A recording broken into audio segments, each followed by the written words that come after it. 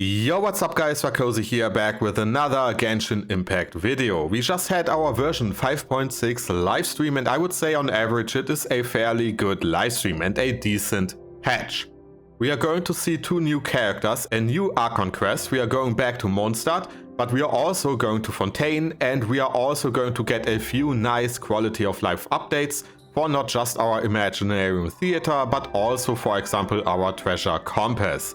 So let us talk about all those elements one after the other. I will try to summarize it all in about 5 to 10 minutes. The live stream itself was 40 minutes long, but I don't feel like you need to watch all of this in order to understand what is going on. The first character we are going to talk about here is Escoffier, who is our cryo support character and the featured 5-star character for this patch. She's using a pole arm and she's called the Demon Chef of Hotel Deborah, which is not because she has an actual succubus tail, as a lot of people assumed, but because her tail is a piece of tech helping her out in the kitchen. She has a few funny lines throughout the video, and I would say let's just take a look at them together. You thought cream of mushroom soup was ready to serve after 3.5 minutes on the stove. You'd have had more sense serving hot water with ice cubes. At least then you wouldn't have wasted all this perfectly good cream and mushroom. I would say she's going to be a fairly entertaining character throughout our main quest here in Fontaine, and she's already on the Creator Experience server, so I am going to take a look at her today, maybe tomorrow, and you can expect a full guide for her either a few days before our patch drops or when the patch goes live. So if you are interested in that, hit the sub button, it is for free, it is not going to hurt. When it comes to her talents, let us quickly talk about those. She is, as I mentioned before, a support character, focusing on helping out freeze teams. One of her passive talents will increase the damage you do to opponents after you used her burst or skill. And it is only based on hitting your opponents, not freezing them, so it will be effective against bosses and the like as well. Her elemental skill will summon an oven, which is going to attack your opponents over and over again. So we have a lot of cryo application here, and it stays active even when she's not on the field. And her elemental burst, well, it will simply heal your team. So overall, a fairly decent support character. I'm going to make the assumption here that once we see Skirk, Escoffier is probably going to be a really good support character for her. Our next character is going to be Aoife, our new 4-star character. He does not really need an introduction, I do not feel like that is necessary as we have met him throughout this patch, and he is a really cool dude. And obviously a Saurian vet.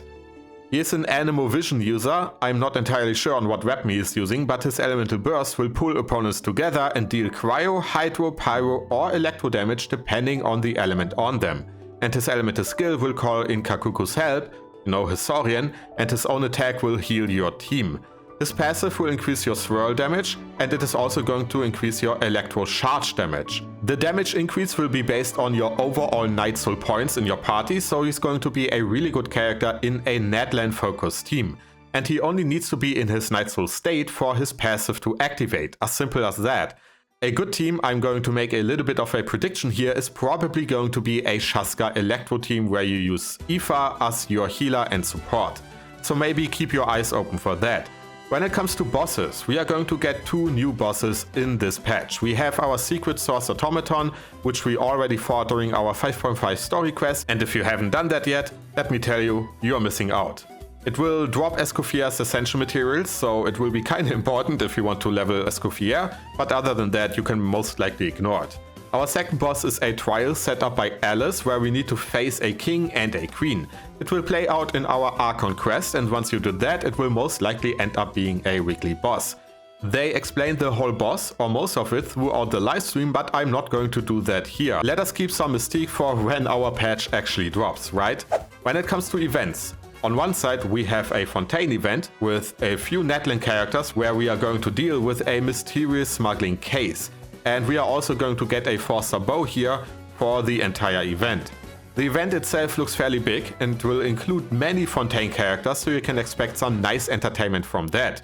In my opinion, that is where Genshin usually shines. Those big events where almost every single character from a specific nation is involved. Our 5.6 Archon Quest is going to take place in Mondstadt, and all I'm going to say here is Archon Quest, Mondstadt, Albedo, Hexenzirkel. That is enough for me, 10 out of 10. Plus obviously we are going to get a lot of other events like a combat event and so on. Our banners are going to be an Escoffier and Navia banner for the first half of patch 5.6, and it is also going to feature Aoife as our 4-star character. The second half is going to be Raiden Shogun and Kinich, for those who, I guess, didn't pull Kinich or even Raiden Shogun back when they first appeared in Natlan.